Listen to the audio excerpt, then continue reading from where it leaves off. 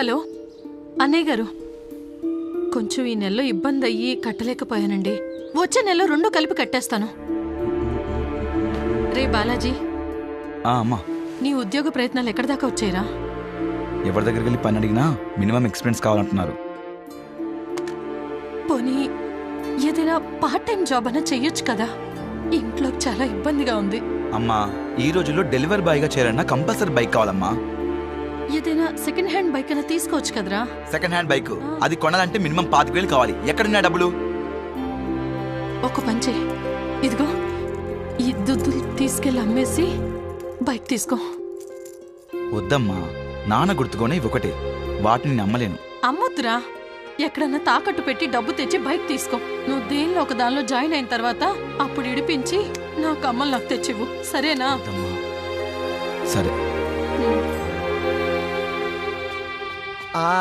ఈ బైక్ చూడరా మామయ్య, NS 200 చాలా బాగుంది. ఒక నిమిషం ఫోన్ చేస్తా. నేను మాట్లాడతాను.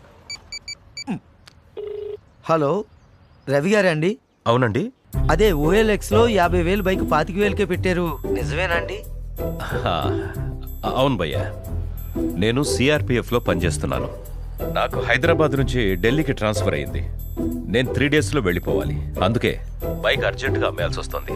మీకు కావాలంటే ఇమ్మీడియట్గా అడ్వాన్స్ పే చేయండి. బైక్ కోసం నంబర్ ఆఫ్ కాల్స్ వస్తున్నాయి. భయ్యా కావాలి భయ్యా, ఇప్పుడే డెలివరీ చేస్తారా? ఇప్పుడు కొంచెం నేను బిజీగా ఉన్నాను భయ్యా. ఒక 10,000 పే చేస్తే ఈరోజు సాయంత్రమే మీకు పార్సల్ చేస్తాను. ప్రూఫ్ కోసం నా ఆధారు, నా జాబ్ ఐడి సెండ్ చేస్తాను.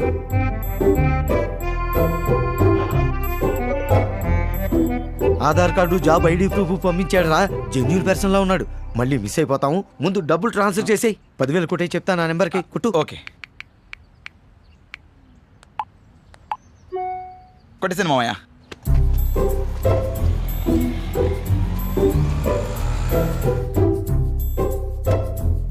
భయ్యా, సార్ రవి గారు, మాది సిఆర్పిఎఫ్ కాబట్టి మా బండి సిఆర్పిఎఫ్ క్యాంటీన్ నుంచి బయటికి రావాలంటే దానికి ఓ 5,000 పే చేయాలి. సరే సార్, ఓకే సార్. మనకు బండి కావాలి, ఎలాగో డబ్బులు పే చేయాలి కదా, ఇంకో 5,000 కదా, కొట్టే.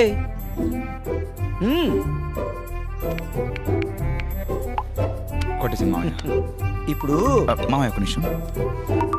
మామయ్య బైక్ అతను మాట్లాడు. సార్, నేను ఇప్పుడే బండి పార్సల్ చేయించాను. 2 రోజుల్లో మీరు ఇచ్చిన అడ్రస్కి వచ్చేస్తుంది. డెలివరీ అక్నాలెడ్జ్మెంట్ వాట్సాప్ చేస్తాను. ఇమ్మీడియట్ గా బ్యాలెన్స్ అమౌంట్ సెండ్ చేయండి. Okay sir, thank you sir. మామయ్య బైక్ పార్సల్ చేశారంట. ఇది రిసిప్ట్ కూడా పంపించారు. ఆ మిగిలిన బ్యాలెన్స్ కూడా కొట్టేమన్నారు. అమ్మయ్యా,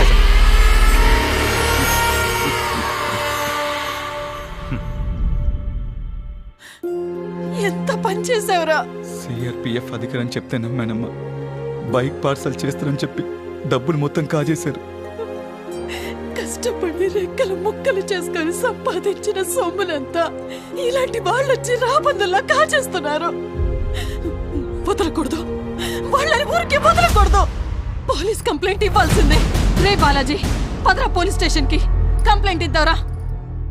సోషల్ మీడియాలో గవర్నమెంట్ ఆఫీషియల్స్ అని చెప్పి మీకు ఫేక్ ఐడీస్ ప్రెజెంట్ చేసి మిమ్మల్ని మోసం చేయడానికి ట్రై చేస్తారు. మీకు తక్కువ రేట్కి ఇస్తామని చెప్పి ముందే మీ డబ్బులు తీసుకొని లాస్ట్కి ఆ వస్తువే మీకు పంపించకుండా మోసం చేస్తారు.